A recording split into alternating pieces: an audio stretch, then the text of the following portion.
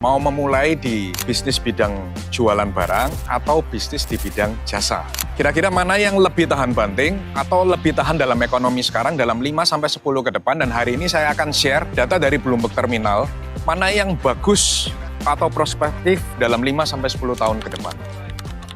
Oke, jadi yang pertama kita bahas dulu mengenai bisnis barang. Jadi kalau teman-teman memilih untuk masuk ke bisnis yang berjualan barang, satu, kalian harus siap modal. Karena barang ini kalian harus kulak terlebih dahulu. Kemudian yang kedua, kalian juga harus siap kalau barang kalian sampai tidak bisa keluar. Karena mama saya juga ada di bisnis retail, kadang ada barang yang kita tidak bisa jual. Ini akan menjadi stok mati di gudang atau alias duit mati.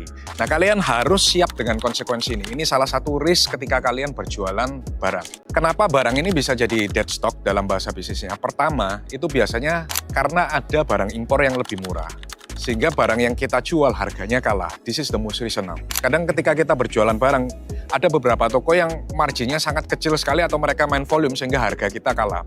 Makanya penting ketika kita berjualan barang, biasanya harus ada added value-nya itu apa. Dan data dari S&P Global, sektor manufacturing kita ini sedang mengalami penurunan. Data PMI kita itu berkisar di angka 46,7% per April 2025 kemarin, dan ini merupakan titik yang paling rendah sejak tahun 2021. Bahkan output industri sekarang itu turun 6,8% di kuartal pertama 2025 ini dibandingkan dengan periode sebelumnya. Jadi kenapa purchasing power turun? Ini nggak lepas dari kebijakan Amerika Serikat, di mana mostly barang dari Amerika Serikat itu merupakan barang impor dari Cina. Jadi ketika tarif ini ditetapkan dan terjadi perang tarif, maka USD ini menguat, sehingga harga barang ini terus mengalami peningkatan. Jadi barang-barang seperti mainan, peralatan rumah tangga, dan lain sebagainya itu semua harganya naik. Sehingga ini yang membuat daya beli masyarakat sekarang ini mengalami pelemahan. Oke, sekarang kita bahas mengenai jasa.